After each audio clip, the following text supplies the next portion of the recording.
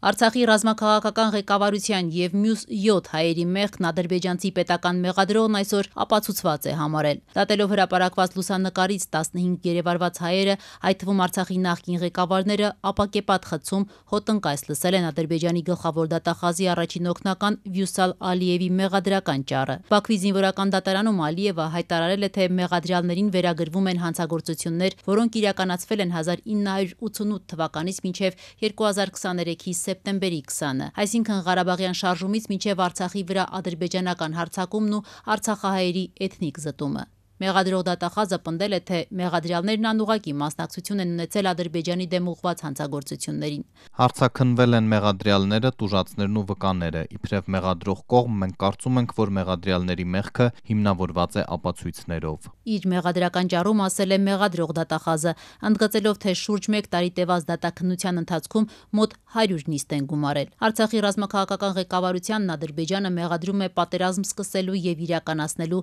ցեղասպանության, ահաբեկչության, իշխանության բռնի զավթման և այլ ծանր հանցագործությունների մեջ։ Включая подготовку и ведение агрессивной войны, геноцид, также в терроризме, финансировании терроризма, насильственном захвате власти. Մեղադրող դատախազը նաև պնդել է, թե դատարանի առջև այսօր կանգնած են բազմաթիվ հանցագործություններ իրականացրած անձանց ընդամենը մի մասը, ակնարկելով նաև այլ մեղավորների առկայության մասին։ Ռոբերտ Քոչարյան, Սերժ Սարգսյան, Վազգեն Մանուկյան, Վազգեն Սարգսյան, Սամվել Բաբայան, Վիտալի Բալասանյան։ Բաքուն այս գործի շրջանակներում դատելով 15 հայերին պարբերաբար շեշտում է, թե Ադրբեջանի դեմ պատերազմի ընթացքում կատարված բազմաթիվ հանցագործությունները իրականացրել է Հայաստանի Հանրապետությունը մի քանի տասնյակ անձանց ղեկավարությամբ և անուղղակի մասնակցությամբ։ Ադրբեջանական ցանկում են Հայաստանի երկրորդ և երրորդ նախագահներ Ռոբերտ Քոչարյանն ու Սերժ Սարգսյանը, Պաշտպանության նախկին նախարարներ Վազգեն Մանուկյանը, Վազգեն Սարգսյանը, Սեյրան Օհանյանը, Արցախի պաշտպանության բանակի նախկին հրամանատար Սամվել Բաբայանը, Անվտանգության խորհրդի նախկին քարտուղար Վիտալի Բալասանյանը, Հայաստանի և Արցախի ազգային հերոս Արցախյան ազատամարտի հրամանատարներից Մոնթե Մելքոնյանը և այլ անձինք։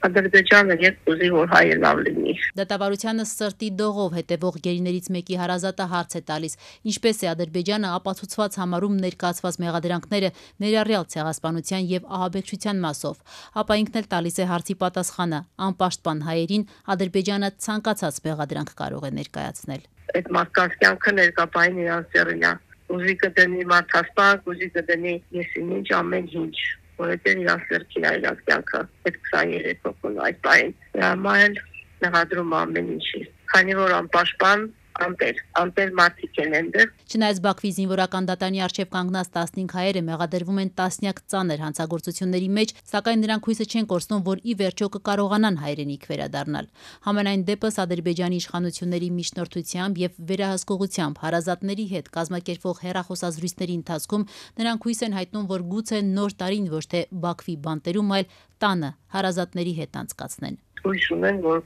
շուտով կգան, մինչև նոր տարին։ Այդպես իրանք հույսով են, որ մինչև նոր տարի իրար կդարձնեն։ Ինչի հիմա վրա է, սա չեմ կարող հասկանալ։ Ուրախ եմ, որ այդ հույսին են, դա աստված իրանց այդ մտքերում ինչ կա իրականանա, բայց իրանց ձեռն նորից եմ ասում։ Ուզեն բաց կչոնեք, ուզեն սրոք կտան ասեն գնացեք, ըստեք։ 2023-ին Արցախի վրա ադրբեջանական հարձակումից ու Արցախի ժողովրդի էթնիկ զտումից հետո Ադրբեջանը գերեվարեց 16 հայերի, 8-ը ռազմաքաղաքական ղեկավարներն են, նրանց թվում է նաև նախկին պետնախարար Ռուբեն Վարդանյանը, որի դատավարությունը առանձին է ընթանում։ Մյուս 8-ը ռազմական գործողությունների հետևանքով գերեվարվածներն են։ 2020-ի 44-օրյա պատերազմի ու Արցախի շրջափակման ժամանակ գերեվարված ու արդեն տարբեր պատժաչափերով դատապարտված հայերի թիվը 7-ն է։ Ընդհանուր առմամբ Ադրբեջանում հաստատված 23 հայ գերիներ են պահվում։ Բաքվում Կարմիր խաչի գրասենյակի փակումից հետո հայ գերիները հայտնվել են կատարյալ մեկուսացման մեջ։ Նրանց պահման պայմանների և առողջական վիճակի մասին